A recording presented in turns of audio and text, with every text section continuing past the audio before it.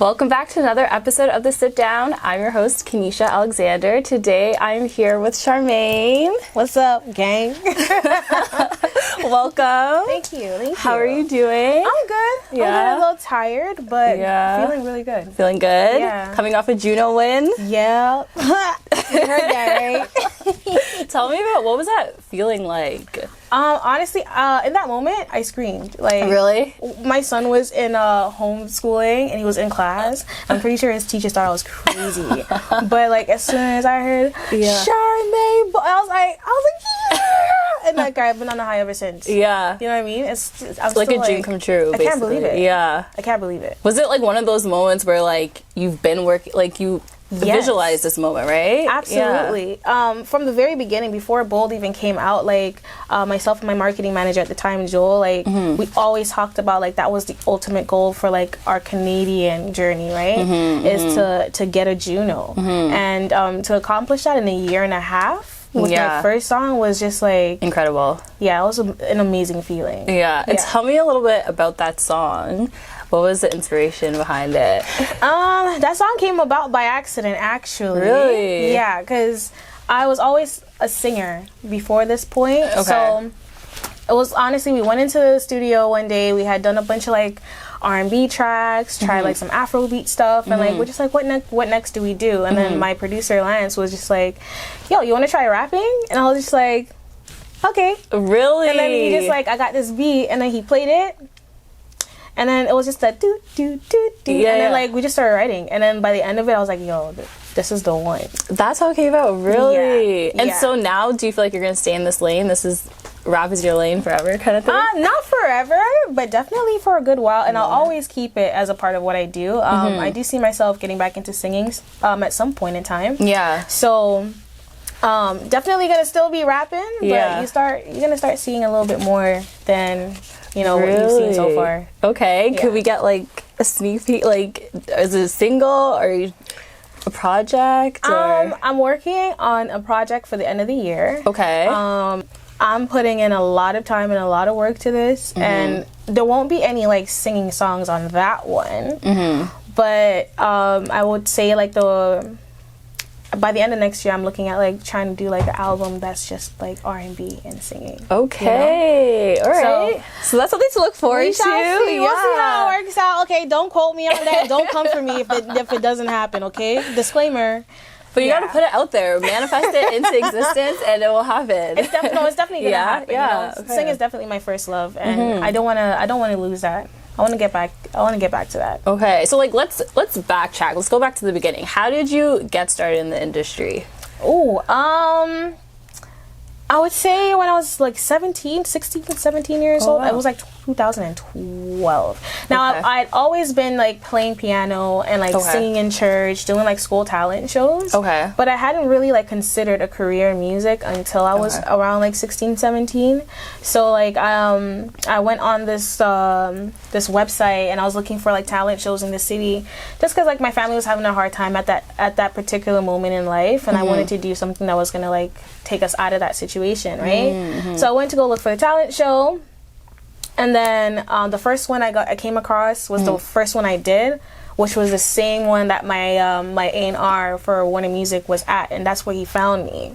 Really? Your first talent show? The first talent show that I found like to do. I was like, oh, thank you. Yeah. It's a sign. It was a sign. I was like, thank you, God, So like that's when it started.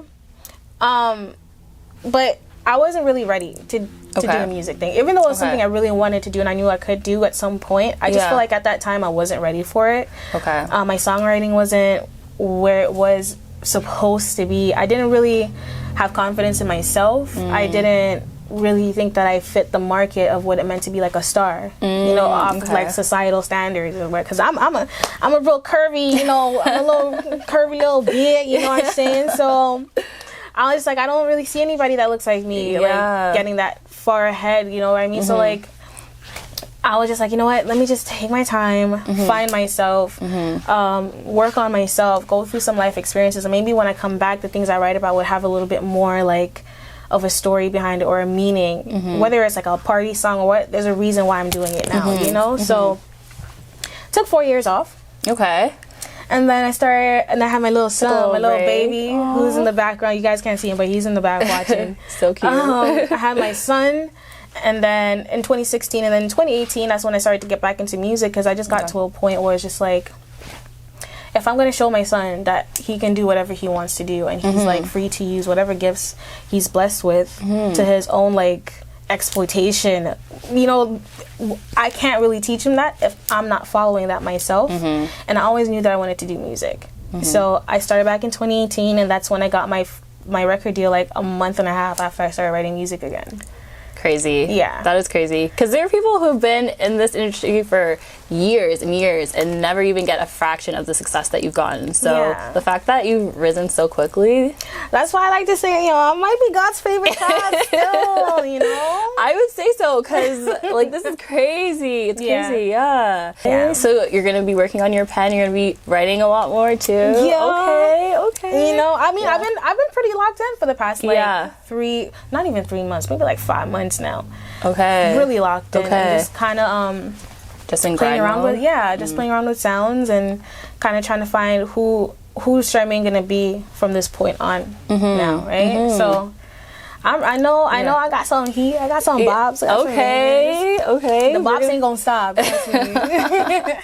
We're looking forward to it. And then so also you're hosting Manifesto coming up this summer. Oh yeah. Are you excited about that? I'm so excited, but I'm also really nervous. Really? Yeah, because like I guess I've always had like this nightmare of like having to read from a teleprompter and then, like not being able to keep up.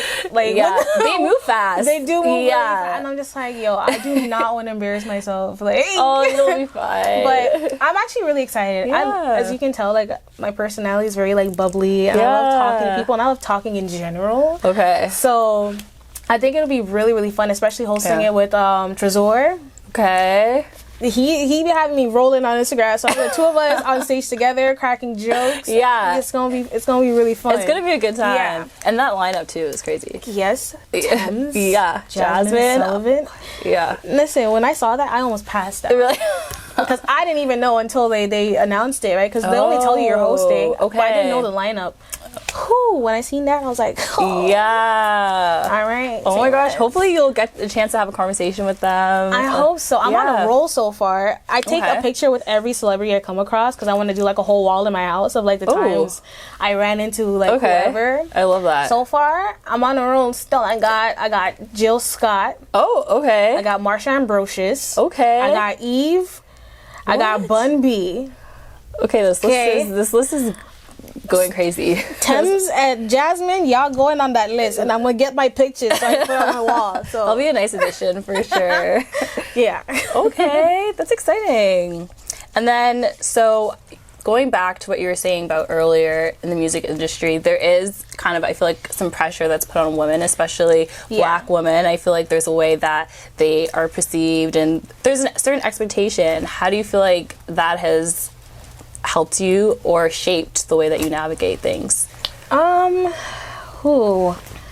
think it's kind of helped me shape the kind of artist that I've turned into, just because like I'm a big fan of like, if you tell me I can't do something, I'm gonna show you I can. You know what I mean? Yeah. So like, even like from the very beginning of when I started putting out music, you know, like I used to get a lot of comments from people just like saying, oh, you ain't going this not blah, blah, blah. You shouldn't be like, why can't you, you know, like tell me what kind of music I should be singing or rapping about, telling me how I should be sounding. But it's just like, at this point, I'm just here for artistry. Like I'm not falling in those whatever women can't do categories, those boxes. You're not gonna put me in there. I'll do what I want, when I want, how I want it. And clearly it's been working for me. I mean, very clearly. So clearly I know somewhat what I'm talking about. You know what I mean? So like, I don't let that stop me. I kind of just use it more as fuel. Like, bet. Okay, we'll see. You think I can't? I'm gonna show you that I can. I feel that. And so I feel like that's a theme that's in your music as well, and so obviously that trickles over to your love life. Would you say, like, my love? we're getting all the my tea, love life. all the tea.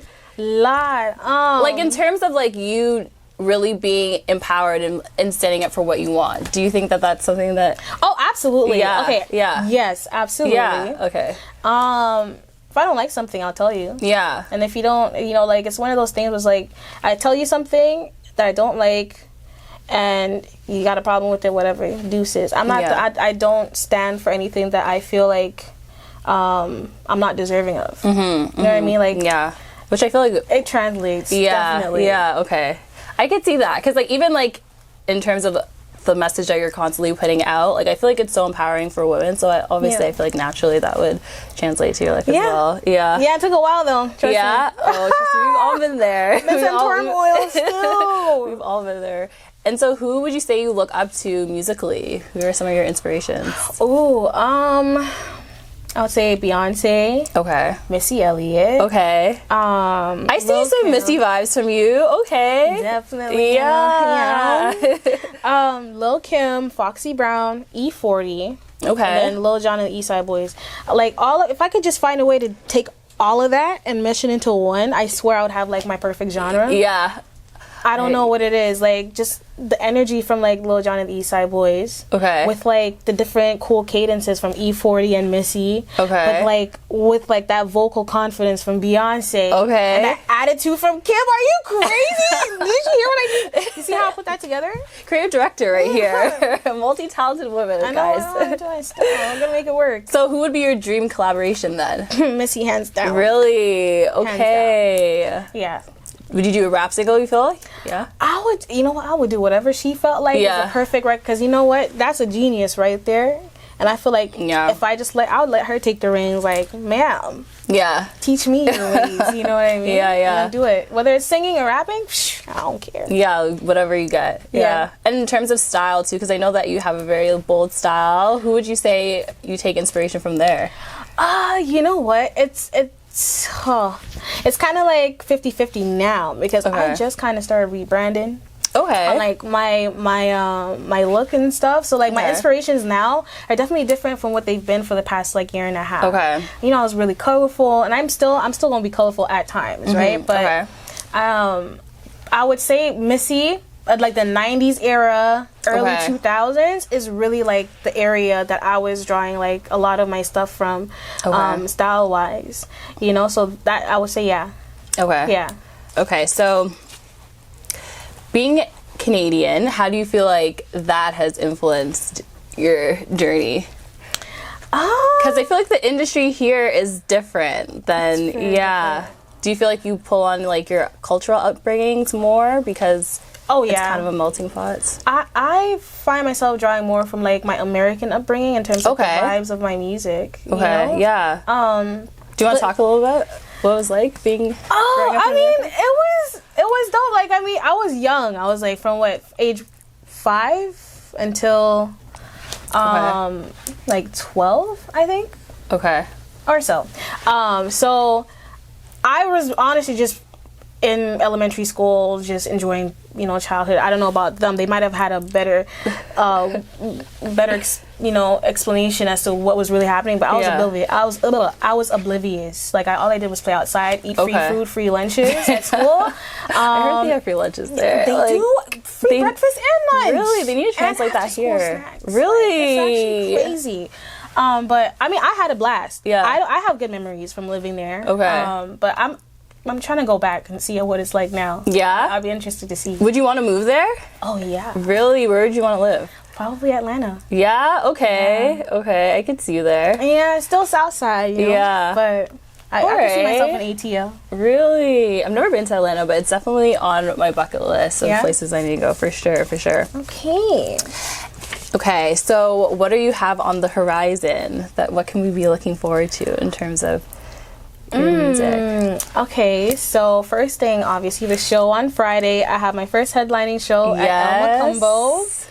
And I'll be joined by a couple of amazing Toronto artists, Double M, Layla Day, Kofi, and I might have a little surprise guest pulling up, you know what I'm saying? So if you want to see who that might be, I would suggest you show up. Okay. But aside from that, I'll be doing a lot more shows. I have the Kingston Fest coming up on August 7th. Opening for Shensia, Popcorn, Chronic Law, and Skilly Bang. Then of course we have the Manifesto. But ultimately I'm gonna be dropping a lot of new music this summer. and I'm super duper excited. And it's all gonna like come to an end with a project, of course, but I'm really ready to just start like pumping the joints out. I feel like it's been a little too long. It's me season. It's a little too long. And what do you feel like is something that might be like a misconception that fans may have about you or may not know about you that you want to clarify? I think that maybe the one thing that I've come across a couple times is just like, I guess people look at me and they think I'm not nice. Really? Yeah, but I'm just like, I'm actually like the nicest person you'll ever meet. You are. I love people. You know what I mean? I'm just like, trust me, don't watch. I know I talk real like mad aggressive on Instagram, and I'm like, my captions are just like crazy, and I'll just say the most, but I promise you I'm like the nicest person you'll ever meet. Really? Like ever. That's crazy, but I feel like that might be a projection of people's own insecurities, because I feel like you see like a confident woman and you automatically assume that, okay, maybe she's not the friendliest. But no, definitely it's I'm nice, you know. If you see me, come talk to me. I love talking to people, you know. That's all I will say, because I've gotten that a couple times, and I'm just, it kind of hurt my feelings. Really? I'm like, but me? Yeah, it made you feel some type of way. But me? But no. Okay. Trust me. What's like the craziest like fan experience you've had, or fan encounter? I think the first time I was just like, wow, was when I did the BAZEL tour show at El Macumbo, actually. I think it was like a month and a half ago or so. Okay. There was these guys while I was performing, and like I could hear them, like every song I did, they knew every word, okay? And like I kept paying attention to it. I'm like, nah, I'm tripping. That's probably like the acoustics in this joint just, you know, bouncing back. It can't be like, so, but like they kept going, and then after I got off the stage, like I was getting ready to leave, they just came like, oh my God, I love you so much, like you helped me so much, and like I love your music, and I just love what you stand for, and this is my favorite song. And I'm just like, and they're taking their phones out and taking selfie videos, and I'm just like, bro, I did all that. That's a good feeling. It's a really great feeling. It's like a really warm feeling, and that was probably like where I took a step back and looked at everything. I'm like, wow, this is what it's all about, you know what I mean? So that felt really, really good. Oh, okay. Well, you guys will have a chance to see Charmaine live this Friday. Thank you so much for coming. Thank you for having me. Yeah, of course. Oh, man. Okay, guys, this has been the Sit Down. Thank you for joining. Ew.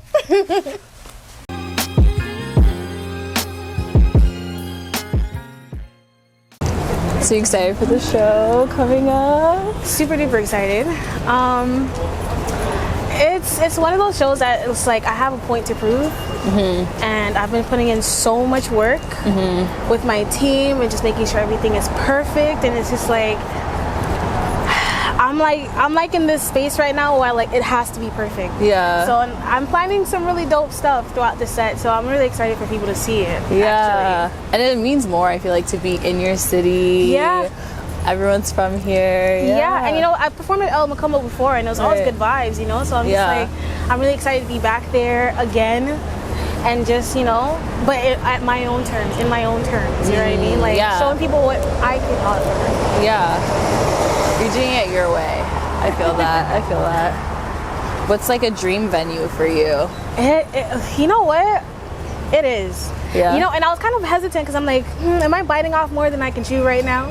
With El Macumbo, but I was like, you know what? No risk, definitely no reward, not. right? Definitely like, not. You gotta invest in yourself, and you know, believe in yourself and that you can do it. So I'm hoping it pans out. It will. Put in that good energy. Absolutely. Manifest it. Here we are. That is dope. That is dope. Who's that? Whose name is that? Are you dumb? Listen, July 8th, El Macumbo, pull up. I'm about to be setting it on fire alongside Kofi, Layla Day, Double M, and I got a surprise guest for y'all too. So make sure you pull up. Tickets are on sale now. You can get them on Eventbrite, which you can find the link in my Instagram bio, and also you can purchase at the door. We'll be taking cash and debit, so there's no excuse. You don't need no ATMs around here if you don't need it, you know what I'm saying? Pull up, we're gonna have a party, it's gonna be lit. Yeah. to work and now I'm flexing. Thank the Lord for these blessings. I remember mother, brother, father in the motel, steady stressing. Since a child, always knew I was destined, making